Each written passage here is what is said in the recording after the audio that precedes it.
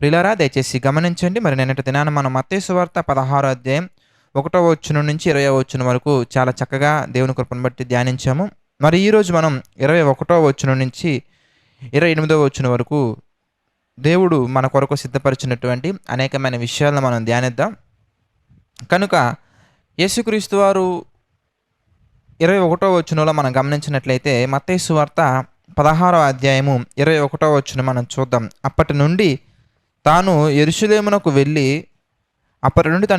వెళ్ళి పెద్దల చేతను, ప్రధాన యాజకుల చేతను, శాస్త్రుల చేతను అనేక హింసలు పొంది చంపబడి 3వ దినమున లేచుట అగత్యమని యేసు తన శిష్యులకు తెలియచేయ మొదలుపెట్టగా, ప్రియులారా ఇక్కడ యేసుక్రీస్తు వారు ఒక విషయాన్ని వారికి తెలియచేస్తూ అందులో నుంచి వారు తెలుసుకోవాల్సినటువంటి ప్రాముఖ్యమైనటువంటి అనేకమైన విషయాలను నేర్పిస్తున్నారు. జనరల్‌గా మనం ఇప్పటివరకు చూసినటువంటి సందర్భాలను బట్టి మనం అనేకమైన విషయాలను యేసుక్రీస్తు వారు ఇతరులకు ఎలా చెప్పాలి అని మాత్రమే కాకుండా తాను అన్ని విషయాల్లో ముందుండి నడిపించి మాదిరిగా ఉంటూ మాటలలో గానీ, క్రియల్లో గానీ, తలంపుల్లో గానీ, ఆలోచనల్లో గానీ, మార్గం తీసుకునే నిర్ణయాల్లో గానీ ప్రతి విషయంలో కూడా ఆయన అనేకమైన విషయాలు తాను చేసి చేపిస్తున్నారని మనం గమనించాం.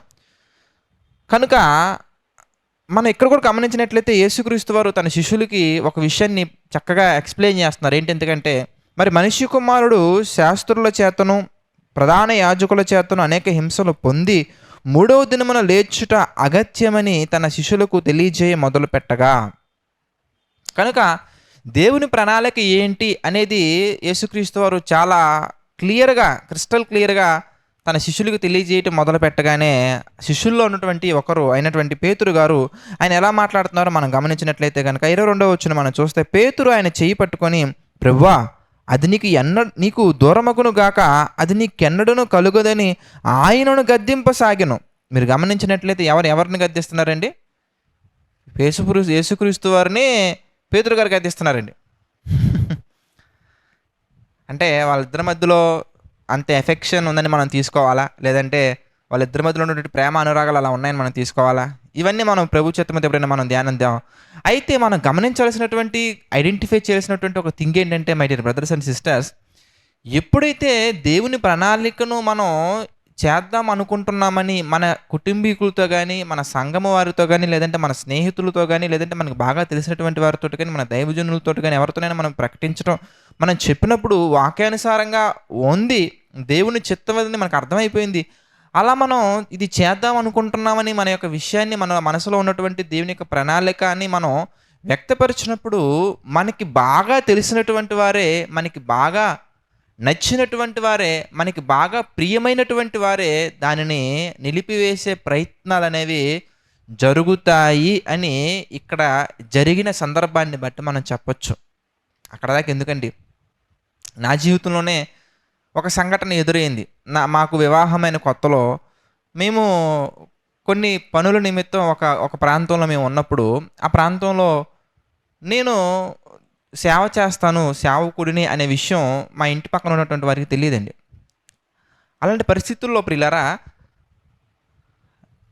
కొన్ని సంభాషణలో వచ్చిన భాగంగా నేను కూడా ఇలా ఏ విధంగా పరిచర్య చేస్తాను బ్రదర్, నేను కూడా ఇలాగ దేవుని యొక్క వాక్యాన్ని ప్రకటిస్తూ ఉంటాను, మేము ఇంకా పరిపూర్ణంగా ఇంకా ఎన్నో విషయాలు మేము ముందుకెళ్ళాలనుకుంటున్నాము, దేవుని చిత్తమైతే మా యొక్క పరిచర్య నిమిత్తం ప్రార్థించండి, పరిచర్య ఇలా ప్రారంభించాలనుకుంటున్నాము, ప్రస్తుతం నేను ఒక్కనే పరిచర్యలో ఉన్నాను, ఇంకా మా మిసెస్ గారు మేము ఇంకా కొన్ని ప్రణాళిక కలిగి మేము వెళ్దాం అనుకుంటున్నాం, ప్రార్థించండి అని చెప్పిన వెంటనే అక్కడ ఉన్నటువంటి పాస్టర్ గారే మీరు గమనించినట్లయితే పాస్టర్ గారే ఏం మాట్లాడుతున్నారంటే, ఎందుకు బ్రదర్ మీరు అలాంటి రిస్క్ తీసుకుంటున్నారు, this is not the correct, మీరు పరిచర్య చేయటం అంత మంచిది కాదు బ్రదర్, లోకంలో ఎన్నో పనులు ఉన్నాయి చేసుకోవడానికి, మీరు చేయండి, పరిచర్య చేసేవారు చాలామంది ఉన్నారు కదా, అందరూ పరిచర్య చేస్తే ఇక వినేవాళ్ళు ఎక్కడ బ్రదర్ అని కొన్ని వాక్యానికి విరుద్ధమైనటువంటి బోధ ఆ రోజు నాకు చేయడం అనేది జరిగింది. మీరు గమనించినట్లయితే సేవకులుగా నేమ్ పెట్టుకున్నంత మాత్రాన ప్రతి ఒక్కరు సేవకులు కాదండి, పాస్టర్స్గా పేరు పెట్టుకున్న ప్రతి ఒక్కరు పాస్టర్స్ కాదండి. మేము అప్పుడున్నటువంటి పరిస్థితులను బట్టి, మేము అక్కడ ఉన్నటువంటి పరిస్థితులను బట్టి వారు మాకు ఒక అండగా నిలబడ్డారు. అక్కడ ఉన్నటువంటి కాలంలో ఆ పరిస్థితుల్లో మాకు వారు అండగా ఉన్నారు. కానీ వారే మాకు ఎలా వాక్యానికి విరుద్ధమైనటువంటి బోధ చేస్తున్నారో మీరు గమనించినట్లయితే కనుక చాలా ఆశ్చర్యంగా కనిపించింది. అట్లా కాదండి, మీరు సేవకులు కదా బ్రదర్, మీరు మీ యొక్క సేవ అనుభవంలో ఎన్నో విషయాలు ఎదుర్కొని ఉంటారు. మీకు కూడా కొన్ని పరిస్థితుల్లో దేవుడు సంపన్న స్థితిలో ఉంచుంటారు, కొన్ని పరిస్థితుల్లో దీనస్థితిలో ఉంచుంటారు. మరి అలాంటప్పుడు మీరు ఎందుకు మమ్మల్ని నిరుత్సాహపరుస్తున్నారు, మీరు ఇలా ఎందుకు మాట్లాడుతున్నారని మేము చెప్పే ప్రయత్నం చేసినప్పుడు, మీరు ఎన్నైనా చెప్పండి బ్రదర్, పరిచర్య అంటే అది ఈజీ కాదు, అసలు మీరు అస్సలు చేయకండి, మీరు రాకండి, మీరు వద్దు, ఆల్రెడీ చేసేవాళ్ళు ఉన్నారు కదా, మీరు జాబ్ చేస్తూ వారికి సహాయం చేయండి, ఇదే ఉత్తమమైనటువంటిది అని చెప్పేసి ఆయన చెప్పడం అనేది జరిగింది. కనుక మన కుటుంబీకులు అవ్వచ్చు, ఇంట్లో వారు కూడా అవ్వచ్చు, ఈవెన్ మా ఫ్యామిలీలో కూడా కొంతమంది నేను ఇలా సేవ చేయడానికి వెళ్ళాలనుకున్నప్పుడు కొంతమంది ఆటంకించినటువంటి వారు ఉన్నారు. దేవుని యొక్క పరిచర్య మనం చేయాలి, లేదా దేవుని యొక్క చిత్తం ఏదైనా మనం చేయాలనుకున్నప్పుడు, దేవుని యొక్క ఉత్తమమైనటువంటి మార్గాన్ని మనం ఆచరణలో పెట్టాలి అనుకున్నప్పుడు, ప్రభు మార్గం మనకి క్లియర్‌గా కనబడినప్పటికీ, ఆ మార్గంలో ఆ మార్గాన్ని అడ్డుకునేవారు, ఆ మార్గాన్ని వద్దని చెప్పేవారు, ఆ మార్గాన్ని గద్దించి, ఖండించి మరి చెప్పేవారు చాలామంది ఉంటారు. ఇక్కడ మనం గమనించినట్లయితే యేసుక్రీస్తు వారికి పేతురు గారు గద్దిస్తున్నారండి యేసుక్రీస్తు వారిని. "వద్దు ప్రభువా, అది నీకు ఎప్పుడు జరగకూడదు ప్రభువా, అది నీకు దూరం మగును గాక." మేబీ ఆయన ఎమోషనల్‌గా మాట్లాడి ఉండొచ్చు. కానీ బంధాలు, బంధుత్వాలు ఇవే ఒక చెరగా, ఒక వలయంగా ఆకట్టుకుంటాయండి. ఇక్కడ మీరు గమనించినట్లయితే యేసుక్రీస్తు వారు తన ప్రేమను అంత వ్యక్తపరిచారు కనుక, తన ప్రేమకు బానిసలయ్యారని తీసుకోవాలా, తన ప్రేమకు ముగ్ధులయ్యారని తీసుకోవాలా, తన ప్రేమకు ఖైదీలయ్యారని తీసుకోవాలా, తన ప్రేమను అంత అనుభవించారని తీసుకోవాలా, ఏదైనా తీసుకోవచ్చు. కానీ ఆ అనురాగాలలో, ఆ ప్రేమలో పేతురు గారు, "వద్దు ప్రభువా, అది నీకెన్నడూ జరగకుండును గాక" అని ఆయనను గద్దింపసాగెను. ఈరోజు నీకు ఇష్టమైనటువంటి వారు కూడా నువ్వు సేవ చేస్తాను అన్నప్పుడు, పరిచర్య చేస్తాను అన్నప్పుడు, వారు కూడా ఇలాగే ఆపే ప్రయత్నాలు చేస్తారండి. వారు కూడా దేవుని యొక్క ప్రణాళికలో మనం వెళ్తున్నప్పుడు ఆ ప్రణాళిక వద్దు అని ఖండించేవారు చాలామంది ఉంటారు. అప్పుడు మనకొచ్చే ప్రశ్న, ప్రభువా ఇతని మనసు మార్చయ్యా అని మన మనసును మార్చేసుకుంటాం అనమాట. ఇక్కడ విచిత్రం అదే. ప్రభువా వాళ్ళ మనసును మార్చాయి అని ప్రార్థిస్తూనే మన మనసు మార్చేసుకొని, వాళ్ళు మారినప్పుడు మనం దేవుడి పని చేద్దాం అంటారు. దేవుని యొక్క పని చేయటానికి కుటుంబ పరిస్థితులు అనుకూలంగా లేనప్పుడు మనం ఏం చేయాలయ్యా అంటే, కుటుంబ పరిస్థితులు అనుకూల పరుస్తూనే దేవుని యొక్క పనిని కొనసాగించాలి కానీ, దేవుని యొక్క పనిని నిలిపివేసి కుటుంబ పరిస్థితులు అన్నీ చక్కబడిన తర్వాత చేద్దాం అనుకుంటే, ప్రియులారా, దేవుని యొక్క పని చేయాలంటే ఎప్పుడు ఏదో ఒక ఆటంకం ఏదో ఒక రూపంలో వస్తూనే ఉంటుంది. కుటుంబీకుల దగ్గర నుంచి, లేకపోతే సమాజం నుంచి రావచ్చు, సమాజం నుంచి లేకపోతే సంఘంలో నుంచి రావచ్చు, సంఘంలో నుంచి లేకపోతే శత్రువుల నుంచి రావచ్చు, శత్రువుల నుంచి లేకపోతే అధికారుల నుంచి రావచ్చు, అధికారుల నుంచి లేకపోతే ఏదో ఒక విధంగా దేవుని యొక్క పని మనం చేద్దాం అనుకున్నప్పుడు, లేదా చేస్తున్నప్పుడు ఆటంకాలు అనేవి అనేక రకాలుగా వస్తూనే ఉంటాయి. పౌలు గారి జీవితం మనం గమనించినట్లయితే అనేక పర్యాయాలు, నదుల వలన ఆపద, సముద్రముల వలన ఆపద, అన్యజనుల వలన ఆపద, స్వజనుల వలన ఆపద, కొన్ని సందర్భాల్లో అన్నం లేకుండా, కొన్ని సందర్భాల్లో వాడ పగిలి, కొన్ని సందర్భాల్లో సముద్రాల్లో ఉండి, కొన్ని సందర్భాల్లో బట్టలు లేకుండా, కొన్ని సందర్భాల్లో ఏమీ లేకుండా, కొన్ని సందర్భాల్లో ఉపవాసాలు ఉండి, కొన్ని సందర్భాల్లో జాగారములు చేసి, అంత గొప్పగా ఆయన అన్ని పరిస్థితుల్లో కూడా ఎలా ఉండాలో ప్రభు నన్ను బలపరచువాడు ప్రభువే అని ప్రభు మీద ఆధారపడి చేశారు కనుకే ఆయన పరిచర్య గురించి ఈరోజు మనం ఇంత గొప్పగా మాట్లాడుకుంటున్నాం. ఆయన పరిచర్యలో భాగంగా ఎంతోమంది, ఎన్నో దేశాలు బలపడ్డాయి. ప్రస్తుతం ఇన్ని దేశాలలో దేవుని యొక్క సువార్త బహుబలంగా వెళ్తుందంటే ఆనాడు శిష్యులు చేసినటువంటి సాహసాలని చెప్పాలి మనం. ఆనాడు ఆదిమ సంఘం చేసినటువంటి సాహసాలు, పొలాలు, భూములు, స్థలాలు అన్నీ అమ్మి సేవకుల పాదాల యొద్ద పెట్టి, ఏమండి మాకు దీనికంటే కూడా దేవుని యొక్క పని ముందుకు సాగటం మాకు చాలా అవసరమైనటువంటిది, దాన్ని ముందు కొనసాగించిన తర్వాత చూద్దాం ఏదైతే అని చెప్పేసి వారు పొలాలు, భూములు, ఆస్తులు అమ్మి మరి చేశారంటే అంత గొప్పగా చేయగలగాలి మనం కూడా దేవుని యొక్క పరిచర్య. అయ్య బాబాయ్ అన్నం దొరకదేమో, అయ్య బాబాయ్ ఇది దొరకదేమో, అయ్య బాబాయ్ అని మనం ఆటంకాలు చెప్పి కారణాలు చెప్పకూడదు ప్రియులారా. ఇక్కడ యేసుక్రీస్తు వారు మనకి మాదిరిగా ఉన్నారు. ఆ మాదిరిలో భాగంగానే యేసుక్రీస్తు వారు, ఎదిగో నేను ఈ విధంగా ప్రధాన యాజకులతోటి ఇలా నన్ను ఇలా పట్టుకుంటారు, నేను ఇలా చంపివేస్తాను, నేను మూడో దినం లెగుస్తాను, ఇదిగో ఇది అగత్యం, ఇది జరుగుద్ది అని చెప్పిన వెంటనే ఏ విధంగా ఆటంకాలు వస్తున్నాయి మీరు చూసినట్లయితే, పేతురు గారి దగ్గర నుంచే వద్దు ప్రభువా అది నీకు జరగకుండా ఉండునుగాక అని అంటున్నారు ఆయన. అలా అన్నప్పుడు మనం గమనించాల్సింది ఏంటి, అలా అన్నప్పుడు మనం తీసుకోవాల్సిన నిర్ణయం ఏంటంటే ప్రియులారా, వాళ్ళకి ప్రయారిటీ ఇచ్చి దేవుడి యొక్క పనిని ఆపటం కాదు. ఇప్పుడు ఉదాహరణకి మీరున్న పరిస్థితుల్లోనే, మీరున్నటువంటి ప్రాంతంలోనే, లేదంటే ఫర్ ఎగ్జాంపుల్‌కి మీరున్నారు. మీ కుటుంబంలో ఎవరో దేవుని యొక్క చిత్త ప్రకారంగా దేవుని యొక్క ప్రణాళికను తెలుసుకోవాలా. కానీ మీరు ఇగో ఈ యొక్క వర్తమానాలను బట్టి, ఈ పరిచర్యను బట్టి, ఈ యొక్క ఆలోచనలు బట్టి మీరున్నటువంటి ప్రాంతంలోనే కొంతమంది ఉద్యోగం చేసేవారున్నారు. ఉద్యోగం చేస్తున్నప్పటికీ బ్రదర్ నాకు పరిచర్య చేయాలని చాలా ఉంది. కానీ నా కుటుంబ పరిస్థితులను బట్టి కావచ్చు, ఆర్థిక పరిస్థితులను బట్టి కావచ్చు, నేను వాటిని ఫస్ట్ సెటిల్ చేయాల్సిన అవసరం వచ్చింది బ్రదర్. నేను ఏదో ఒక విధంగా నేనేం చేయాలంటే బ్రదర్, ఇదిగో నాకు సమయం ఇంతే మిగిలింది బ్రదర్, నాకు ఇంతే ఉంది బ్రదర్, నేను ఇంత సమయం నేను కేటాయించగలను బ్రదర్ అంటే, వెరీ గుడ్ అండి. మీకు సమయాన్ని సద్వినియోగం చేసుకోవటం రావట్లేదు. మొట్టమొదటిగా మీరు పరిపూర్ణంగా దేవుని యొక్క పరిచర్య వేగంగా చేయాలని మీకు ఆలోచన కలిగి ఉంటే కనుక మీకు సమయం అరగంటే ఉంది. అయితే ఆ అరగంటని దేవుని కొరకు ఎలా వినియోగించాలో మీకు తెలియకపోతే మమ్మల్ని సంప్రదించండి. మేము చాలా చక్కగా మీకు అరగంట ఉన్నా, గంట ఉన్నా, 2 గంటలున్నా మీరున్న ప్రాంతంలో నుంచే దేవుని యొక్క పని ఎలా చేయాలి, దేవుని యొక్క సేవ ఎలా చేయాలి, దేవుని యొక్క పరిచర్య ఎలా చేయాలి, దేవుని కొరకు అనేక మందిని ఎలా రక్షించాలి, దేవుని యొక్క సన్నిధిలో ఎలా నిలబెట్టాలి అనేది బహుశా నీకు ప్రాపర్ గైడెన్స్ ఇచ్చేవారు లేకపోయి ఉంటే కనుక దేవుడు ఒక చక్కటి అవకాశాన్ని ఇస్తున్నారు. ప్రియులారా, ఇదిగో మమ్మల్ని కాంటాక్ట్ అవ్వండి. తప్పకుండా మేము మీకు ఏదైతే నేర్చుకోవాలనిపిస్తున్నారో, ఉదాహరణకి మీరు ఒకవేళ దేవుని కొరకు ఏదైనా ఇమేజెస్ చేయాలనుకుంటున్నారు, మేమే నేర్పిస్తాం. చక్కగా మేమే నేర్పించి చక్కగా మీకు దేవుడు ఇచ్చినటువంటి తలాంతుని ఉపయోగించండి.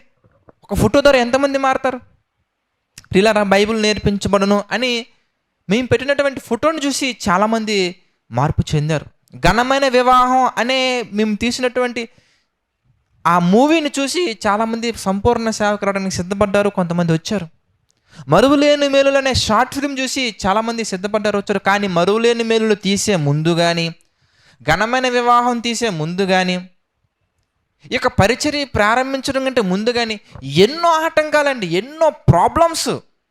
అటు స్మైలీ గారి లైఫ్లో నుంచి కావచ్చు, నా లైఫ్లో నుంచి కావచ్చు, మా కుటుంబాల్లో నుంచి కావచ్చు, అనేక రకాల శ్రమలు, అనేక రకాల ఇబ్బందులు, అనేక రకాల ఆటంకాలు, అడ్డంకులు అన్నీ వచ్చాయి. కానీ ఉన్నటువంటి పరిస్థితుల్లో ఉన్నటువంటి సమయంలో ఏ విధంగా చేయాలి, ఎలా చేయాలి అని ఒక ప్రణాళిక ప్రార్థనాపూర్వకంగా దేవుని మీద ఆధారపడి మనం ప్రారంభించగలిగితే ఈరోజు ఈ పరిచర్య వల్ల ఎంతోమంది దీవించబడుతున్నారు. ఈ పరిచర్య వల్ల ఎంతోమంది ప్రభువుని తెలుసుకుంటున్నారు, ఎంతోమంది సేవకు వస్తున్నారు, ఎంతోమంది సేవకులు తయారవుతున్నారు. ఎంతోమంది సేవకులు యొక్క పరిచర్య ద్వారా వారి యొక్క పరిచర్యను వేగంగా ముందుకు తీసుకెళ్తున్నారు. ఎంతోమంది యూత్ మీటింగ్స్ పెడుతున్నారు. ఇంత ఘనంగా దేవుడు ముందుకు నడిపించారంటే కారణం ఏంటో తెలుసా? ఆయన కృప.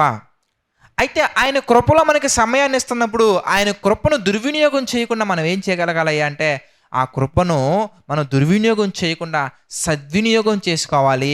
ఆయన ప్రేమకు మనం లోబడాలి, ఆయన కృపకు మనం లోబడాలి, ఆయన సన్నిధిలో మనం ఉండగలగాలి. మనం అలా ఉండి కనుక మనం వెళ్ళగలిగితే ప్రియులారా, నీ ద్వారా, నా ద్వారా, మనందరి ద్వారా మనం ఉన్న ప్రాంతాల్లో నుంచి దేవుడు ఎన్నో అద్భుత కార్యాలు చేస్తారు. అయితే ప్రారంభించే ముందు ఆటంకాలు మాత్రం చాలా వస్తాయండి.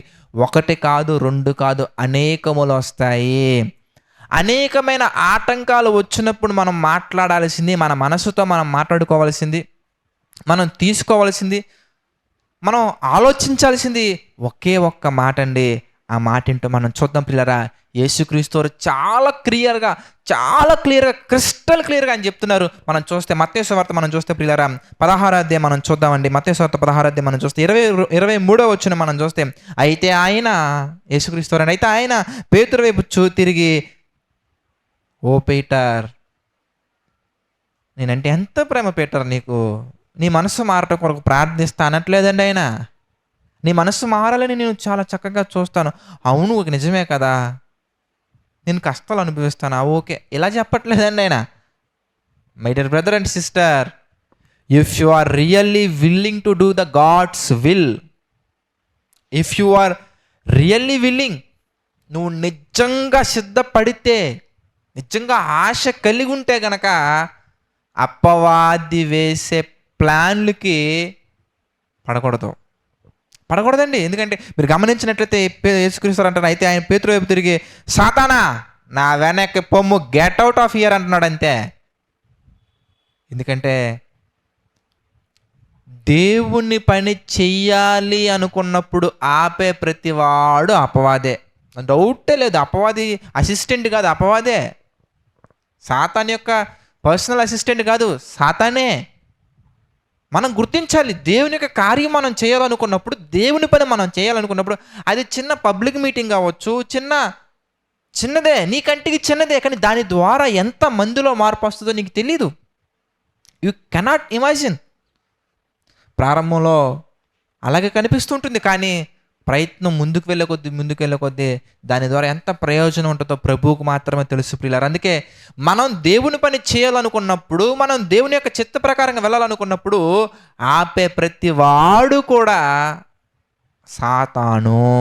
అందుకంటున్నాడు, సాతానా నా వెనక్కి పొమ్ము, నీవు నాకు అభ్యంతర కారణమై ఉన్నావు అని చెప్పే రీజన్ మీరు అర్థం చేసుకోగలిగితే కనుక, నీవు మనుషుల సంగతులనే తలంచుచున్నావు కానీ దేవుని సంగతులను తలంపక ఉన్నావని పేతురుతో చెప్పాను. కనుక ప్రియులారా, ఎవరైతే దేవుని యొక్క సంగతులను తలంచకుండా కేవలం మనుషుల యొక్క సంగతులను ఆలోచిస్తారో ప్రతి ఒక్కరు కూడా సాతానే. If your time table is related to only the earthly people, నీ టైం టేబుల్, నీ యొక్క పట్టిక, నీ దినచర్య, దాన్ని ఏమంటారు తెలుగులో, మీ ప్రణాళిక ప్రతిరోజు మీరు చేయాలనుకున్నటువంటి ప్రణాళిక, మీ దినచర్య కనుక ఒకవేళ కేవలం నీకు సంబంధించింది, కేవలం నీ పేరెంట్స్కి సంబంధించింది, కేవలం నీ ఫ్రెండ్స్కి సంబంధించింది, కేవలం నీకు సంబంధించింది, కేవలం ఈ యొక్క జీవిత కాలము మట్టుకే కనుక నువ్వు ప్రణాళిక వేసుకుని వెళ్తున్నట్టయితే కనుక నీవు కూడా సాతాను చెరలో ఉన్నావు, సాతానుగా మారిపోయావు. That's not the proper thing. నువ్వు ఈ భూమి మీదకి వచ్చింది అందు నిమిత్తం కాదు బ్రదర్. ఈ యొక్క జీవితకాలం ఒట్టుకు బ్రతకటం కొరకు మాత్రమే కాదు. ఎవడున్నాళ్ళండి, ఎవడు చూసేళ్ళండి పరలోకం అంటే, ఎవరు చూడలా, ఎన్నో ఆధారాలు ఉన్నాయి, ఎవరు చూసిరాలా. ఎంతో ప్రణాళికతో కూడినటువంటి పకడ్బందీగా ఉన్నటువంటి లేఖనాల్లో ఎన్నో ఆధారాలు ఉన్నాయి. ఏమండి, ఇప్పుడు మీరు చూస్తున్నారంటే ఇక్కడ నా చేతిలో మైక్ ఉందండి, నేను మాట్లాడుతున్నాను, నా ఎదురుగా కెమెరా ఉంది, కానీ ఆ కెమెరా మీకు కనిపించట్లా, బట్ మీరు చూస్తుంది కెమెరా ద్వారానే. మీరు చూస్తున్నటువంటి మధ్యలో ఒక సాఫ్ట్వేర్ చాలా ఉన్నాయి, ఒక పెద్ద ప్రాసెస్ ఉంది. ఇప్పుడు లైవ్ రికార్డ్ అయ్యి మీ దగ్గరికి వస్తుంటే పెద్ద ప్రాసెస్ ఉంది. నేను జస్ట్ కెమెరా గురించి మాట్లాడుతున్నా. మీ కంటికి కెమెరా కనిపించట్లేదు, కానీ కెమెరాలో నుంచి నేను మీతో మాట్లాడుతున్నా. మీ కంటికి కెమెరా కనిపించలేదు కాబట్టి ఇక్కడ కెమెరా అనేది లేదనడం అనేది చాలా అవివేకం అండి, చాలా బుద్ధిహీనత. మీకు ఆ కెమెరా కనిపించట్లేదు కాబట్టి లేదనుకోవటం మీ బుద్ధిహీనత. అలాగే దేవుడు కనిపించట్లేదు కాబట్టి మనం లేడు అనుకోవటం అనేది బుద్ధిహీనత. అసలు ఎక్కడో గుడివాడలో బ్రదర్ మాట్లాడుతుంటే, ఎక్కడో దుబాయ్లో ఉన్న నేను ఎలా వింటున్నాను, ఎక్కడో గుడివాడలో ఉన్న బ్రదర్ మాట్లాడుతుంటే, ఎక్కడో అనంతపురంలో నేను ఎలా వింటున్నాను, ఎక్కడో గుడివాడలో ఉన్న బ్రదర్ మాట్లాడుతుంటే, ఎక్కడో మారుమూల ప్రాంతంలో విజయనగరంలో నేను ఎలా వింటున్నాను అని మీరు ఆలోచించగలిగితేనే మీకు అర్థమవుద్ది వాట్ హ్యాపెనింగ్ అనేది. అసలు ఎందుకు పుట్టావో ఆలోచించట్లేదు, ఎందుకు తింటున్నావో ఆలోచించట్లేదు, ఎందుకు పని చేస్తున్నావో ఆలోచించట్లేదు, చచ్చిపోయిందో జరిగిందో ఆలోచించట్లేదు, అసలు ఎలా పుట్టావో దేని గురించి నువ్వు ఆలోచించకుండా దేవుడు లేడంతే అంటే ఎలాగండి? First you should think. తిమోతికి రాసిన 2వ పత్రిక 2వ అధ్యాయము 7వ వచనం ఒకసారి మనం చదవగలిగినట్లయితే, తిమోతికి రాసినటువంటి 2వ పత్రిక 2వ అధ్యాయం 7వ వచనం మనం గమనించినట్లయితే ప్రియులారా, నేను చెప్పు మాటలను ఆలోచించుకొనుము. First of all you should think. మొదట నువ్వు ఆలోచిస్తే అన్నీ అర్థమవుతాయి. చూడండి, ఆయన అంటున్నారు, అప్పుడు మీరు ఆలోచించినట్లయితే అన్ని విషయములు యందు ప్రభువు నీకు వివేకం అనుగ్రహించును. అన్ని విషయాల్లో దేవుడు నీకు వివేకం అనుగ్రహిస్తారు. నువ్వు ఆలోచించాలి. ఫస్ట్ ఆలోచిస్తే అంతా అర్థమవుద్ది, ఆలోచించకపోతే అంతా అయోమయంగా ఉంటుందండి. మీరు కనుక ఏం జరుగుతుంది ఏంటిదని ఆధారాలతో కనుక ఆలోచించటం మొదలు పెడితే అంతా మీకు స్పష్టంగా ఉంటుంది. అలా ఆలోచించకుండా ఉంటే కనుక అంతా అయోమయంగానే ఉంటుంది. కనుక మనుషుల సంగతులను ఆలోచిస్తూ మనుషుల కొరకు బ్రతకటం కొరకు మనం ఈ భూమి మీదకి రాలా. దేవుని యొక్క సంగతులను మనం ఆలోచించటానికి మనం ఈ భూమి మీదకి వచ్చాము, దేవుని యొక్క పనులు చేయుట కొరకు మనం ఈ భూమి మీదకి వచ్చాము. కానీ నీ ప్రణాళిక ఎలా ఉంది, నీ యొక్క దినచర్య ఎలా ఉంది, నీ యొక్క టైం టేబుల్ ఎలా ఉందని మనం ఆలోచిస్తే, ఉదయం లేచిన దగ్గర నుంచి రాత్రి నిద్రపోయే వరకు, మళ్ళీ ఉదయం లేచే వరకు, ఉదయం లేచిన వెంటనే ఏం తినాలా అని ఆలోచిస్తావు, రాత్రి నిద్రపోయేటప్పుడు రేపు పొద్దున ఏం వండుకోవాలా అని ఆలోచిస్తావు. పనికి వెళ్ళేది తిండి తెచ్చుకోవడానికే, పని చేసి వచ్చిన తర్వాత తినడమే, ఉదయాన్నే తినడమే, మధ్యాహ్నం తినడమే, రాత్రి తినడమే. తిన్నావా, ఇల్లు కట్టుకున్నావా, పెళ్ళిళ్ళు చేసుకున్నావా, పిల్లల్ని కన్నావా, మళ్ళీ వాళ్ళకి పెళ్ళిళ్ళు చేసావా, ఎవరన్నా పెళ్ళికి పిలిస్తే వెళ్ళామా. ఎంత దారుణం అంటేనండి, సువార్త సభ ఉంది, నీ ఆత్మను రక్షించుకోవడానికి రండి బ్రదర్ అంటే అక్కడికి రావడం కొరకు ఎవరూ సాహసం చేయరు. కానీ ఎవడో పెళ్లి చేసుకుంటే మాత్రం వెళ్ళిపోతారండి పరిగెత్తుకుంటా. ప్రియులారా, ఎప్పుడైనా ఆలోచించారా? సరే, దేవుడు తెలియనటువంటి వారు వెళ్తున్నారంటే ఓకే, దేవుడు తెలుసు, ఆయన ఎందుకు ఈ భూమి మీదకి వచ్చారో తెలుసు, ఆయన మన కొరకు ఏం చేశారో తెలుసు, నువ్వేం చేయాలో తెలుసు, నువ్వు ఏం చేస్తున్నావో తెలుసు, ఏం చేయకూడదో తెలుసు, చేయకూడని పని ఎందుకు చేస్తున్నావో తెలుసు. అన్నీ తెలిసినా కూడా చేస్తుంటే కరెక్ట్గా నువ్వు ఆ పని దగ్గర నువ్వు ఉన్నప్పుడు, కరెక్ట్గా వాళ్ళు భోజనాల్లో స్వీట్ వేస్తారండి, ఆ స్వీట్ చక్కగా నోట్లో పెట్టుకుంటున్నటువంటి సమయంలో నువ్వు అలా నీ పంటితో ఆ స్వీట్ అలా నువ్వు తినే టైంకి యేసుక్రీస్తు వారు వస్తే నీ పరిస్థితి ఏంటి బ్రదర్? నీ పరిస్థితి ఏంటి సిస్టర్? అక్కడ లోక సంబంధమైన ఎన్నో యాక్టివిటీస్ జరుగుతూ ఉంటాయి. పోనీ నువ్వేమైనా వాటిని ఖండిస్తున్నావా వెళ్ళి? పోనీ నువ్వేమైనా వాటిని వద్దని చెప్తున్నావా వెళ్ళి? ఎంత ప్రణాళికాబద్ధంగా మనం దేవుని కొరకు బ్రతకకుండా ఉంటున్నాం ఆలోచించండి. దేవుని ఒక మాటలో చెప్పాలంటే, దేవుని కొరకు బ్రతకవలసినటువంటి సమయాన్ని దేవుని కొరకు బ్రతకకుండా ఉండటానికి ఒక ప్రణాళిక వేసుకున్నట్టు ఉంటుంది మన టైం టేబుల్. నీ టైం టేబుల్ ఎలా ఉంటుందయ్యా అంటే, దేవుని కొరకు బ్రతకటం కొరకు ఉండదండి, దేవుని కొరకు ఎలా బ్రతకకూడదు అంటానికి ఒక బ్యూటిఫుల్ ప్రణాళిక వేసుకున్నట్టుగా ఉంటున్నాం. ఒకవేళ నువ్వే కనుక నీ టైం టేబుల్లో కనుక దేవుని యొక్క సంగతుల గురించి కనీసం ఆలోచించకుండా నీ టైం టేబుల్ అంతా కూడా లోక సంబంధంగా తినటానికి, తిరగటానికి, ఉండటానికి, నిద్రపోవడానికి, నిద్రలేగటానికి, ఇల్లు కట్టుకోవడానికి, ఉద్యోగం సంపాదించడానికి, పెళ్లి చేయడానికి, పెళ్ళిళ్ళు చేయడానికి, పెళ్లి చేసుకోవడానికి, పిల్లలకి అంటానికి, అలా చదివించడానికి, ఆస్తులు వీలునామాలు రాయడానికి, దీని కొరకు కనుక మాత్రమే ఉంటే ఇవన్నీ కూడా మనుషులకు సంబంధించినటువంటి సంగతులు. మరి ఆత్మ సంగతి ఏంటి? దేవుని సంగతులు ఏంటి? మరి దేవుని సంగతులు నువ్వు తలంచక ఉంటే గనక సాతానుల్లా మనం బ్రతుకుతున్నామండి. అందుకే పేతురుతో యేసుక్రీస్తు చెప్తున్నారు, నీవు మనుషుల సంగతులనే తలంచుచున్నావు కానీ దేవుని సంగతులు తలంచటం లేదు. ఇక్కడి నుంచి వెళ్ళిపో, నాకు అడ్డంగా రాకు, సాతానా నా వెనక్కి వెళ్ళిపో, నేను ముందుకు వెళ్ళాలి. మిమ్మల్ని ఆపే వాళ్ళు ఎవరైనా ఉంటే కనుక వాళ్ళకి అదే చెప్పండి. మీరు అంత డైరెక్ట్గా చెప్తే వాళ్ళు ఫీల్ అవుతారు అనుకుంటే పొలైట్గానే చెప్పండి, దయచేసి మా మార్గానికి అడ్డు రాకండి అమ్మా, ఇది శ్రేష్టమైన మార్గము, సమాధానకరమైన మార్గము, సమృద్ధిని కలిగించే మార్గము. మీరు ఉన్నటువంటిది నాశనాన్ని కలిగించే మార్గము, నలుగురు దగ్గర పేరు సంపాదించుకునే మార్గము, నలుగురిలో పేరు సంపాదించడం కొరకు ప్రయాసపడే మార్గము, నాశనానికి సంబంధించిన మార్గము, క్లియర్గా చెప్పాలంటే నరకానికి వెళ్ళే మార్గము. మాది సమృద్ధి మార్గము, సమాధానకర్తైనటువంటి దేవుని యొక్క మార్గము. మీది నరకానికి సంబంధించిన మార్గము, నాశనకరమైన మార్గము. కనుక ప్రియులారా, ఎవరిని మనం కేర్ చేయాల్సిన అవసరం లేదు, దేని గురించి మనం ఆలోచించాల్సిన అవసరం లేదు. ఒకటి, దేవుడు నీకు మంచి ప్రేరేపణ కలిగించారా, అప్పుడు దేని గురించి ఆలోచించకండి. దేనికంటే సమస్తమును దయచేయు దేవుడు సమయానికి సమృద్ధిగా అన్నీ ఇస్తారు. నాకు ఇది రాదు బ్రదర్, నేను అలా చేయలేను బ్రదర్, నేను అలా ఉండలేను బ్రదర్. కొంతమంది ఆలోచిస్తూ ఉంటారండి, పరిచర్య ప్రారంభించాలనుకున్నప్పుడు, బ్రదర్ నా దగ్గర ఏమీ లేవండి, నేను ఎలా ప్రారంభించాలండి? ఏమీ లేకపోతే ఏమైంది బ్రదర్? నీ హృదయం ఉంది కదా, విరిగి నలిగిన నీ హృదయం ఉంది కదా, ఆ హృదయాన్ని దేవుని సన్నిధిలో కుమ్మరించి ప్రార్థన చేయి. ప్రతిఫలం నువ్వు ఊహించని రీతిలో దేవుడు ఇస్తాడు. ప్రార్థన చేయండి. ప్రార్థన చేస్తే దేవుడు ఎంత దీవిస్తారో, ఎంత ఆశీర్వదిస్తారో మీకు అనేక మంది జీవితాలు బైబిల్లో మీకు కనబడతాయి. ప్రభు చిత్తమైతే నా టెస్టిమనీ కూడా నేను తీద్దామని ఆలోచన కలిగి ఉన్నాను ప్రియులారా. మనం గనక ప్రార్థనాపూర్వకంగా దేవుడి మీద ఆధారపడి వెళ్ళగలిగితే, దేవుడు మనల్ని అనేక మందికి దీవెనకరంగా, అనేక మంది జీవితాలలో వెలుగులు నింపే విధంగా ఆయన ఉంచుతారు. కనుక నా దగ్గర నాకు అది రాదు బ్రదర్, ఇది రాదు బ్రదర్, నేను అలా చేయలేను బ్రదర్, ఇలా చేయలేను బ్రదర్, నా దగ్గర రూపాయి లేదు బ్రదర్, అలా చేయలేను బ్రదర్ అంటే, దేవుడికి కావాల్సింది రూపాయి కాదు. దేవుని పని చేయుట కొరకు రూపాయి కావాలి. కానీ దేవుడికి కావాల్సింది నువ్వు. నువ్వు ముందుకు రా. దేవుడు తన చిత్త ప్రకారంగా అన్నీ సమకూరుస్తారు. అన్నీ సమకూరుస్తారు. కనుక ఆయన మీద ఆధారపడి మనం వెళ్దామండి.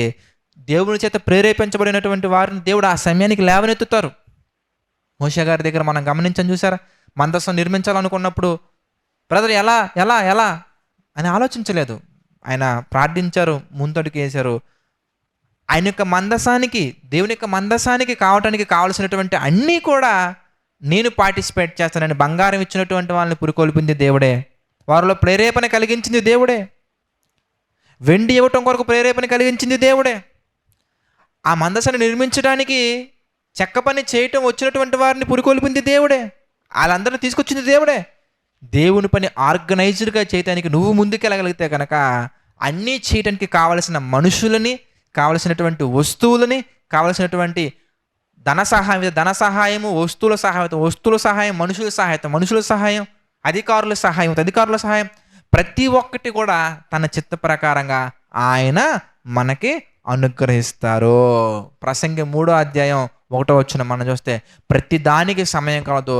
అది నీకు ఏ సమయాన్ని నీకు ఎలా ఇవ్వాలో, ఎవరి ద్వారా ఇవ్వాలో దేవుడు మంచిగా ప్లాన్ చేసి మన జీవితంలో జరిగిస్తారు. కనుక అది వస్తేనే ఇది చేస్తా అని కాకుండా, ఏది వచ్చినా రాకపోయినా మనం ముందుకు వెళ్తే కనుక, ఎంతమంది ఎదురొచ్చినా మనం ముందుకు వెళ్ళగలగండి. అలా వెళ్ళగలిగి కనుక మనం దేవుని సంగతులనే ఆలోచిస్తూ, దేవుని గురించి ఆలోచిస్తూ మనం వెళ్తున్నప్పుడు మనుషులు ఎంతమంది వస్తారు వాళ్ళ యొక్క సంగతులు తెలియజేయడానికి. మనం వాటిని పట్టించుకోకుండా మనం వెళ్తే కనుక ఎన్నో విజయాలు మనం చేయొచ్చు. మన విశ్వాసం ఎదుగుతూ అనేక మందిని విశ్వాసం ఉంచే ప్రయత్నం మనం చేయొచ్చు. అనేక మంది విశ్వాసులుగా మారతారు, దేవుని యొక్క పనిలో ఉంటారు, దేవుని కొరకు బ్రతుకుతారు, దేవుని యొక్క రాజ్యంలోకి వస్తారు, దేవుని యొక్క దీవెనలు పొందుకుంటారు, దేవుని దగ్గరికి వెళ్తారు. కనుక యేసుక్రీస్తు చాలా చక్కగా మనకు చెప్తున్నారు. ఏమంటే సాతాను సంబంధులు చాలామంది ఉంటారు. వాళ్ళు ఏం చేస్తారంటే, ఇదిగో మనుషుల సంగతులనే ఆలోచించి మనుషుల సంగతులను మనకి చెప్పడం కొరకు చూస్తారు. మనం దేవుని సంగతులనే చూడాలి, దేవుని గురించి ఆలోచించాలి, దేవుని కొరకే బ్రతకాలి. కనుక పిల్లలు ఇక్కడ మీకు అర్థమైంది అనుకుంటున్నాను. తర్వాత మనం చూద్దాం. మత్తయి సువార్త మనం కంటిన్యూషన్ మనం చేయగలిగినట్లయితే కనుక ఇంకొక వండర్ఫుల్ కాన్సెప్ట్ మనం ఉంది. మనం దేవుని కృపను బట్టి మనం చూద్దాం. మనం గమనించినట్లయితే కనుక అప్పుడు యేసు 24వ వచనం మనం చూస్తే, అప్పుడు యేసు తన శిష్యులను చూచి, 24వ వచనం మత్తయి సువార్త 16వ అధ్యాయం 24వ వచనం మనం చూస్తే, అప్పుడు యేసు తన శిష్యులను చూచి ఎవడైనను, చూడండి చక్కగా, చాలా చక్కగా ఆయన ఒక విషయాన్ని మనకు తెలియజేస్తున్నారు. ఏంటి? ఎందుకంటే మత్తయి సువార్త 16:24 మనం చూస్తే, అప్పుడు యేసు తన శిష్యులను చూచి ఎవడైనను నన్ను వెంబడింప గోరిన ఎడల తన్ను తాను ఉపేక్షించుకొని తన సిలువను ఎత్తుకొని నన్ను వెంబడింపవలెను. కనుక నిజంగా నువ్వు క్రీస్తు సంబంధిగా బ్రతకాలంటే, నువ్వు నిజంగా క్రీస్తుని వెంబడించాలంటే అక్కడ మనకి 3 స్టెప్స్ మనకు కనబడుతున్నాయి ప్రియులారా. అవి 3 మనం చూసి ఈరోజు క్లోజ్ చేసుకుందాం. నెంబర్ 1 ఏంటంటే, ఎవడైనను నన్ను వెంబడింప కోరిన ఎడల తన్ను తాను ఉపేక్షించుకొని, పాయింట్ నెంబర్ 1, తన్ను తాను ఉపేక్షించుకొని తర్వాత తన సిలువనెత్తుకొని నన్ను వెంబడింపవలెను. దానికి క్లియర్ ఎక్స్ప్లెనేషన్ మనకి కింద ఇస్తున్నారు. 25 నుంచి మనం చూస్తే, తన ప్రాణమును రక్షించుకొనగోరువాడు దానిని పోగొట్టుకొనును, నా నిమిత్తము తన ప్రాణమును పోగొట్టుకొనువాడు దాన్ని దక్కించుకొనును. ఒక మనుషుడు లోకమంతా సంపాదించుకొని తన ప్రాణమును పోగొట్టుకుంటే అతనికి ఏమి ప్రయోజనము? ఒక మనుషుడు తన ప్రాణమునకు ప్రతిగా ఏమి ఇయ్యగలడు? ఏమండి, లోకమంతా సంపాదించుకున్నావండి, ప్రాణం పోగొట్టుకున్నాడండి, ఏం ఉపయోగం అండి? నువ్వు సంపాదించినటువంటి బెంజ్ కార్లు కానీ, ఆడీ కార్లు కానీ, లేదంటే యాపిల్ ఫోన్లు కానీ, లేదంటే ఇంకా ఏదైనా కానివ్వండి, నువ్వు మరణపు పడకల మీద ఉన్నప్పుడు, మరణపు అంచుల మీద ఉన్నప్పుడు, మరణపు గడియలకు దగ్గరగా ఉన్నప్పుడు నువ్వు సంపాదించినటువంటి సర్టిఫికేట్స్ వస్తాయా? నువ్వు సంపాదించినటువంటి కార్లు వస్తాయా? నువ్వు సంపాదించినటువంటి మనుషులు వస్తారా? నువ్వు సంపాదించినటువంటి సమస్తం నీ దగ్గరికి వచ్చి కాపాడుతుందా? ఒక్కసారి ఆలోచించండి. నువ్వు మరణపు గడియల దగ్గర ఉన్నప్పుడు నువ్వు సంపాదించిన సమస్తము వచ్చి కాపాడదు. కానీ ప్రియులారా, సమస్తాన్ని సమకూడి జరిగిస్తున్నటువంటి నా మేలు కొరకు, నీ మేలు కొరకు, మనందరి మేలు కొరకు, మనందరి మేలు కొరకు సమస్తమును సమకూడి జరిగిస్తున్నటువంటి దేవుడు మాత్రం తప్పకుండా వస్తారు, తప్పకుండా కాపాడతారు, తప్పకుండా ప్రాణాన్ని నిలబెడతారు. ఎప్పుడు? ఈ ప్రాణం నీది కాదు అనుకొని, నిన్ను నువ్వు ఉపేక్షించుకొని ముందుకు వెళ్ళగలగాలి. అంటే ఏంటి బ్రదర్, నేను చచ్చిపోవాలి బ్రదర్, సూసైడ్ చేసుకోవాలి బ్రదర్ అంటే దాని అర్థం అది కాదండి. దాని అర్థం అలా కాదు బ్రదర్. అంటే నేను చచ్చిపోవాలి బ్రదర్, నేను వెళ్ళిపోవాలి బ్రదర్ అంటే కాదు బ్రదర్, అలా చెప్పట్లేదండి యేసుక్రీస్తు వారు. దేవుడు అలా చెప్పట్లేదు. ఆయన చెబుతున్నటువంటి భావం మనం ఆలోచించినట్లయితే కనుక, ఆయన చెబుతున్నటువంటి ఉద్దేశాలు మనం ఆలోచించినట్లయితే కనుక, ఇదిగో నన్ను వెంబడించగోరితే, ఒకవేళ నీవు వెంబడించగోరితే, అవసరమైతే అలాంటి పరిస్థితులు వస్తే నీ ప్రాణం మీదకి వచ్చినా కూడా నువ్వు ప్రాణాన్ని కూడా లెక్క చేయకుండా ప్రభు కొరకు నిలబడాలని చెప్తున్నారు తప్ప వెళ్ళి బిల్డింగ్లకి దూకేయమని చెప్పట్లేదు ఆయన. కావాలని కార్ల కింద పడమని చెప్పట్లేదు ఆయన. కావాలని ప్రమాదం తెచ్చుకోమని చెప్పట్లేదు ఆయన. ప్రభు కొరకు బ్రతుకుతూ ముందుకెళ్తున్నప్పుడు నీకు ఏది ఇష్టమో అది నువ్వు వద్దనుకోవాలి. దేవుని కొరకు బ్రతుకుతూ ముందుకు వెళ్తున్నప్పుడు నీకు బాగా ఇష్టం మీ భార్య, ఏమండి ఈరోజు వద్దండి మనం రేపొద్దున వెళ్దురుగా అన్నప్పుడు, లేదమ్మా ఈరోజు నేను వెళ్ళి దేవునికి కార్యక్రమం చేసి వస్తాను, దేవుని చిత్త ప్రకారంగా ఒక మీటింగ్ వెళ్ళాలి. మనం వెళ్తున్నప్పుడు ఆమె వచ్చింది, అవసరమైతే ఆమెనే తీసుకొని నువ్వు వెళ్ళాలి కానీ, అవసరమైతే ఆమెనే తీసుకొని వెళ్ళాలి కానీ ఆమె నిమిత్తము దేవుని పనిని ఆపకూడదు. నీ పిల్లలు నీకు బాగా ఇష్టం, వాళ్ళు చాలా నెలల తర్వాత వచ్చారు, ఏదో హాస్టల్ నుంచో లేదో కాలేజీ నుంచో వచ్చారు, but at that moment you have the schedule for God. నీకు దేవుని కొరకు బ్రతకడానికి ఒక సమయం, ఒక ప్రోగ్రామ్ ఉంది, ఒక ఈవెంట్ ఉంది, ఒక ప్రార్థన ఉంది. అలాంటి పరిస్థితుల్లో ఈరోజు నా పిల్లలు వచ్చారు బ్రదర్, రావట్లేదు బ్రదర్ అని చెప్పకూడదండి. వాళ్ళను కూడా తీసుకొని దేవుని కొరకు నువ్వు వెళ్ళగలగాలి. అంటే నిన్ను నువ్వు కాదనుకోవాలి. ఫస్ట్ నీకు కలిగినవన్నీ నీవు కాదనుకోవాలి. మీరు గమనించినట్లయితే అపోస్తుల కార్యాలు ఒక సందర్భం మనం చూద్దామండి. అపోస్తుల కార్యాలు 4వ అధ్యాయం మనం గమనించినట్లయితే ఒక సందర్భం ఉంటుంది, మనం చూద్దాం. అపోస్తుల కార్యాలు 4వ అధ్యాయంలో, అపోస్తుల కార్యాలు 4వ అధ్యాయం 32వ వచనం మనం చూద్దాం. విశ్వసించిన వారందరూ ఏక హృదయమును ఏకాత్మయు గలవారై ఉండిరి, ఎవడునూ తనకు కలిగిన వాటిలో ఏదియు తనదని అనుకొనలేదు. చూసారా, ఎవడునూ తనకు కలిగిన వాటిలో ఏదియు తనదని అనుకోవాలా. ఎందుకంటే సమస్తము దేవుని కొరకే, సమస్తము సమకూడి జరిగించు దేవునికి సమస్తమును అర్పించాలని వారు ఎంతో ఉన్నతమైన ఆలోచన కలిగి, ఉన్నతమైన ప్రణాళిక కలిగి వారు దేవుని కొరకు బ్రతికినట్టుగా మనం చూస్తున్నామండి. అందుకే ఎవడైనాను దేవుని వెంబడించాలంటే కనుక తనను తను కాదనుకొని దేవుని కొరకు వెళ్తే, నువ్వు వెళ్ళాలి. నువ్వు వెళ్తే అంటే ఏంటి బ్రదర్, దేవుడు నా దగ్గర నుంచి మొత్తం లాక్కుంటున్నాడా బ్రదర్ అంటే, అది నీ మనస్సుకి దేవుడు పెట్టే అద్భుతమైన పరీక్ష. అబ్రహాం గారి జీవితంలో దేవుడు ఒక అద్భుతమైన పరీక్ష పెట్టారు. ప్రియులారా, నీ కుమారుని ఇవ్వు అన్నారు. నువ్వు ఇచ్చే వ్యక్తిగా ఉన్నావా లేదా, విశ్వాసం కలిగి ఉన్నావా లేదా, అదే పరీక్ష. అంటే దాని అర్థం దేవుడు మర్డర్ చేయమంటున్నారా? కాదండి. ఆయన మర్డర్ చేయమంటున్నారా? నువ్వు ఆలోచించే విధానంలో ఉంటుంది బ్రదర్, ఆలోచించే విధానంలో ఉంటుంది సిస్టర్. నేను ఇవ్వను అంటే నువ్వు దేన్ని కోరుకుంటున్నావు? అక్కడ వస్తువులను కోరుకుంటున్నావు. అప్పుడు నువ్వు విశ్వాసం ఎలా అవుతావు? వస్తువులను కోరుకునే నువ్వు విశ్వాసం ఎలా అవుతావు? విశ్వాన్ని జయించాలి, లోకాన్ని జయించాలి, ప్రతి కోరికను జయించాలి, ప్రతి ఇష్టాన్ని, మమకారాన్ని, బంధాలని, బంధుత్వాన్ని, వీటిని జయించాలి. ఎందుకంటే వాటిని దయచేసినది దేవుడు. ఒకవేళ నువ్వు జయించి ముందుకు రాగలిగితే, పేతురుతో ఆయన మాట్లాడుతున్న మాటలు ఒకసారి మనం జ్ఞాపకం చేసుకుందాం ప్రియులారా. మార్కు సువార్త మనం చూస్తే, ఏమండి, మార్కు సువార్తలో ఒక సందర్భం మనం గమనించినట్లయితేనండి, దేవుని యొక్క వాక్యం మనకు చక్కగా సెలవిస్తుంది. మార్కు సువార్త 10వ అధ్యాయం 28వ వచనం మనం చూస్తే పేతురు మళ్ళీ మాట్లాడుతున్నారు. ఇక్కడ పేతురు గారి సందర్భం మనం చూస్తే, పేతురు, ఇదిగో మేము సమస్తమును విడిచిపెట్టి నేను వెంబడించుతామని అయితే చెప్పసాగను. అందుకు యేసు, నా నిమిత్తము, సువార్త నిమిత్తము ఇంటినైనను, అన్నదమ్ములనైనను, అక్క చెల్లెండులనైనను, తల్లిదండ్రులనైనను, పిల్లలనైనను, భూములనైనను విడిచిన వాడు, నా నిమిత్తము, సువార్త నిమిత్తము ఒకళ్ళు విడిచిపెడితే, మనస్ఫూర్తిగా నువ్వు విడిచిపెడితే, మనసంతా నా యేసు అనే పాటల్లో కాకుండా క్రియల్లో చూపించి, నువ్వు గనక సువార్త నిమిత్తం, యేసుక్రీస్తు నిమిత్తం సమస్తమును విడిచిపెడితే, అది ఇంట్లైనా, భూములైనా, తల్లులైనా, పిల్లలనైనా వీటిని నువ్వు విడిచిపెడతాను అంటున్నాడు. 20-30 వచ్చిన మనం చూస్తే 10-30 వచ్చిన మనం చూస్తే, ఇప్పుడు ఇహమందు హింసలతో పాటు నూరంతలుగా ఇండ్లను, అన్నదమ్ములను, అక్కా చెల్లెండ్లను, తల్లులను, పిల్లలను, భూములను రాబోవు లోకమందు నిత్య జీవమును పొందునని నీతో నిశ్చయంగా చెప్పుచున్నాను. కనుక ఇక్కడ నువ్వు విడిచిపెట్టగలిగితే ఈ భూమి మీద నీకు నూరంతల ఫలితాన్ని ఇస్తా అంటున్నారు, పరలోకాన్ని కూడా ఇస్తా అంటున్నారు.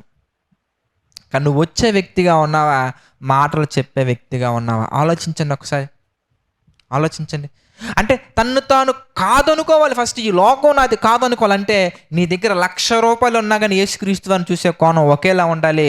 నీ దగ్గర 10 లక్షల అప్పు ఉన్నా కానీ యేసుక్రీస్తుని చూసే కోణం ఒకేలా ఉండాలి. నీ దగ్గర 0 బ్యాలెన్స్ ఉన్న యేసుక్రీస్తుని చూసే కోణం ఒకేలా ఉండాలి. డబ్బులు లేనప్పుడు నీ ఉంటే నాకు చాలు యేసయ్య అనే పాటలు పాడి, డబ్బులు వచ్చిన తర్వాత డబ్బుంటే నాకు చాలు యేసయ్య అనకూడదండి. డబ్బు ఉన్నా లేకపోయినా, ఆస్తులు ఉన్నా లేకపోయినా, లోకం ఉన్నా లేకపోయినా, ఎవరు నిన్ను కాదన్నా అవునన్నా, ఏది నీ దగ్గర ఉన్నా లేకపోయినా, ఎవరు నిన్ను ఇష్టపడినా ఇష్టపడకపోయినా, ఎవరి కోసమో దేనికోసమో, వస్తువుల కోసమో, సమస్తం కోసం క్రీస్తుని వెంబడించకూడదు. ఎవడైనాను క్రీస్తుని వెంబడింప గోరిన ఎడల వాడు మొట్టమొదటగా తనను కాదనుకోవాలి, రెండవదిగా తన సిలువను ఎత్తుకోవాలి, మూడవదిగా ముందుకు వెళ్ళగలగాలి. ఎక్కడి వరకు? గురి యొద్దకు వెళ్ళగలగాలి. ఎక్కడి వరకు? ఇంతకీ గురి పరలోకం వరకు మనం వెళ్ళగలగాలి. పరలోకానికి మనం చేరుకునే వరకు వెళ్ళగలగాలి. నీ చివరి క్షణం వరకు, అంతం వరకు సహించి నువ్వు వెళ్ళగలగాలి. నువ్వు వెళ్తుంటే నీ ప్రయాణంలో, నీ ఆత్మీయ యాత్రలో, నీ విశ్వాస యాత్రలో పూలు ఉంటాయి, రాళ్ళు ఉంటాయి, సమృద్ధి ఉంటుంది, సన్నటి సమస్యలు ఉంటాయి. సమృద్ధి ఉంటుంది, సమస్యలు ఉంటాయి, అన్నీ ఉంటాయి. కనుక దాని అర్థం ఏంటి? ఎందుకని మనం గమనించినట్లయితే రోమపత్రిక మనం చూస్తే 12వ అధ్యాయంలో క్లియర్గా పౌలు గారు మనకి ఎక్స్ప్లెయిన్ చేస్తున్నారండి. రోమిలకు రాసినటువంటి పత్రిక 12వ అధ్యాయం మనం చూస్తే దానికి సమాధానం మనకు అర్థమవుతుంది. రోమిలకు రాసిన పత్రిక 12వ అధ్యాయం 1వ వచనం మనం చూస్తే, కాబట్టి సహోదరులారా పరిశుద్ధమును దేవునికి అనుకూలమునైన సజీవ యాగముగా మీ శరీరములను ఆయనకు సమర్పించుకొనుడి. అంటే సజీవ యాగంగా సమర్పించుకోమంటున్నాడు కదా అని చెప్పేసి కట్టెలు పెట్టి అందులో దూకమని కదా దాని అర్థం. దాని అర్థం ఏంటి? ఇంతకీ 2వ వచనం మనం చూస్తే, మీరు ఈ లోక మర్యాదను అనుసరింపక, ఈ లోకములో ఉన్నటువంటి వాటిని అనుసరింపక, లోక సంబంధమైన పద్ధతులను అనుసరింపక, ఇదిగో ఉత్తమమును అనుకూలమును సంపూర్ణమునై ఉన్న దేవుని చిత్తమేదో పరీక్షించి తెలుసుకున్నట్లు మీ మనస్సు మారి నూతనమగుట వలన రూపాంతరము చెందాలి, ట్రాన్స్ఫార్మ్ అవ్వాలి. ఎలా ట్రాన్స్ఫార్మ్ అవ్వాలందుకే? నీ తండ్రి పరిశుద్ధుడు గనక, మీ తండ్రి పరిపూర్ణుడు గనుక, మన తండ్రి పరలోకంలో ఉన్న మన తండ్రి పరిపూర్ణుడు గనక, మన తండ్రి పరిశుద్ధుడు గనక, మనము పరిశుద్ధులుగా ట్రాన్స్ఫార్మ్ అవ్వాలి, పరిపూర్ణులుగా ట్రాన్స్ఫార్మ్ అవ్వాలి. నిన్ను వల్ల నీ పొరుగు వారిని ప్రేమించాలి. దేవుని యొక్క మాటలను, దేవుని యొక్క ఇష్టాన్ని, దేవుని యొక్క ప్రణాళికని మన జీవితంలో చూపించగలగాలి. ఆ చూపించే ప్రయత్నంలో నీ ప్రాణాలు కోల్పోవలసి వచ్చినా కానీ ప్రేమను పంచే వ్యక్తిగానే ఉండాలి. ఒక మనిషి ప్రాణం తీసే వ్యక్తిగా ఉండకూడదు. ఒక మనిషి మన ప్రాణం తీస్తున్నా కానీ యేసుక్రీస్తు వారు ఏ విధంగా నవ్వుతూ, చిరునవ్వుతో తన ప్రాణాన్ని అర్పించారో అదేవిధంగా ఒక మనిషి, ఒక సమాజం, ఒక వర్గం మన ప్రాణాలు తీసే స్థాయికి వెళ్ళినా కానీ ప్రభు కొరకు ప్రాణాన్ని విడిచిపెట్టాలి, కానీ ప్రాణం మీద తీపుతో ప్రభువుని విడిచిపెట్టకూడదు. ఎంత దూరం వెళ్ళాలయ్యా అంటే, ఇదిగో మన మనస్సులు మారి, మనం ఎవరి మీద మనం పగ పెట్టుకోకూడదు, ఎవరిని మనం పగగా చూడకూడదు, కోపపడకూడదు. మనం ప్రేమ కలిగి సత్యము చెప్పుచు, ఇదిగో ప్రేమ కలగాలి, వాక్యము చెప్పుచు, అన్ని విషయాలలో, విశ్వాసములో, మాటలలో, క్రియలలో, ఆలోచనలో, దేవుని యొక్క ప్రణాళికలో, ఉద్దేశాలలో, ప్రార్థనలో, వాక్యాన్ని బోధించుటలో ప్రేమ కలిగి అన్ని విషయాలలో ప్రేమ కలిగి సత్యము చెప్పుచు, అన్ని విషయాల్లో మనం ఎదగాలి, రూపాంతరం చెందాలి. దేవుడు ఒక మనిషి పట్ల అలాంటి ప్రేమ చూపించారో, దేవుడు ఒక మనిషి నిమిత్తం, ఒక మనిషిని పెట్టుకోవడం కంటే కూడా నీ నిమిత్తము, నా నిమిత్తము ఎంత అద్భుతమైన ప్రేమ చూపించారో, నన్ను దేవుడు ఎన్నిసార్లు క్షమించారో మనం కూడా అదే విధంగా మనుషుల్ని క్షమించగలగాలి. మనల్ని దేవుడు ఎంత ప్రేమగా హక్కును చేర్చుకున్నారో మనం కూడా అదే విధంగా హక్కును చేర్చుకోగలగాలి. మనల్ని మార్చడం కొరకు దేవుడు ఎంత త్యాగం చేశారో ఫిలిప్పీలకు రాసిన పత్రిక 2వ అధ్యాయం 5 నుంచి 11 వచనాలు మీరు చూస్తారు, మీకు తెలుసు. దేవునితో సమానంగా ఉండటం కూడా భాగ్యమని ఎంచుకోలేదు, కానీ మనుషుని పోలికగా పుట్టి దాసుని స్వరూపం ధరించుకొని తను రిక్తునిగా చేసుకున్నారు. ఆయన దేవుడు తను రిక్తునిగా చేసుకున్నారు. తన కుమారుని పంపించారు, యేసుక్రీస్తు వారు. మొత్తం అండి, ఆఖరి రక్తపు బొట్టు వరకు ప్రతి కణంలో, ప్రతి రక్తపు చుక్కలో కూడా నీవంటే ఎంత ప్రేమో అలా రిఫ్లెక్ట్ అవుతూ ఉంటుందండి. That's called love. అది ప్రేమ. అటువంటి ప్రేమ నువ్వు కలిగి ఉండాలి. అటువంటి ప్రేమ నువ్వు వ్యక్తపరచాలి. కనపరచటం కాదు, వ్యక్తపరచాలి. అలాంటి ప్రేమ మనం కలిగి జీవిస్తూ ముందుకు వెళ్ళాలి. ఎవడైనా నన్ను వెంబడింప కోరినడలా ప్రేమ కలిగి తను ఉపేక్షించుకొని, ప్రేమ కలిగి సత్యము చెప్పుచు, అనగా తన సిలువను ఎత్తుకొని సత్యము చెప్పుచు అన్ని విషయాలు ఎదగాలి, ఆయన్ని వెంబడించాలి. అదే మాట ఇక్కడ మనకు కనబడుతుందండి. మీరు గమనించినట్లయితే ఎవడైనా నన్ను వెంబడింప కోరినడలా, ఎవడైనా యేసుక్రీస్తుని వెంబడించి కోరినడలా ప్రేమ కలిగి, అనగా మనం ప్రేమించగలగాలి. నిన్ను వల్ల నీ పొరుగు వారిని ప్రేమించగలగాలి. తన సిలువను ఎత్తుకొని సత్యము చెప్పుచు, అనగా సత్యము చెప్పుచు మనం ముందుకు వెళ్ళగలగాలి. అన్ని విషయాలు ఎదగాలి, ఆయన్ని వెంబడించాలి. ఎంతవరకు బ్రదర్? రూపాంతరం చెందాలి. ఎంత చెందాలి బ్రదర్? మీ తండ్రి పరిపూర్ణుడు కనుక మీరు పరిపూర్ణులుగా మారాలి. అంత గొప్పగా నేను ఎదగాలి. కనుక ఈ మత్తయి సువార్త 16 అధ్యాయం మీ అందరికీ చాలా క్లియర్గా, డీటెయిల్గా అర్థమైంది నేను మనస్ఫూర్తిగా భావిస్తున్నాను my dear brothers and sisters.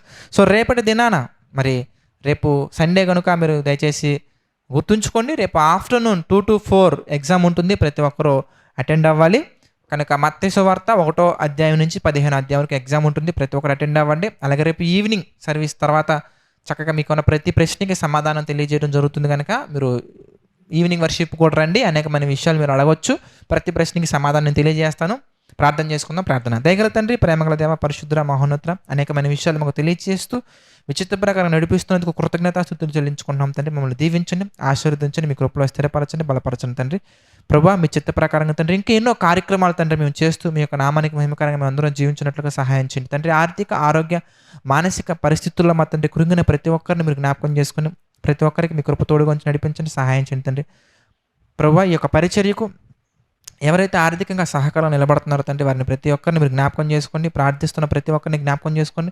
ప్రతి ఒక్కరికి మీ కృప తోడుగా ఉంచి నడిపించండి, సహాయం చేయండి తండ్రి. సమస్త మహిమ, ఘనత, ప్రభావాలు మీకే చెల్లించుకుంటూ ప్రతి ఒక్కటి తండ్రి మీ చిత్త ప్రకారంగా మేము అందరం ప్రతి ఒక్కరూ చేయనట్లుగా సహాయం చేయండి, నడిపించండి. ప్రభా, ఈ యొక్క పరిచర్యను జ్ఞాపకం చేసుకోండి. కొదువున ప్రతి ఒక్కటి మీ చిత్త ప్రకారంగా తీర్చండి. ఇప్పటివరకు తీర్చి నడిపించినందుకు కృతజ్ఞతలు తండ్రి.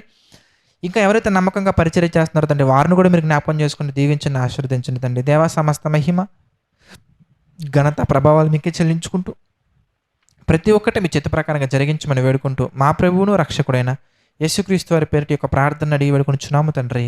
ఆమెన్.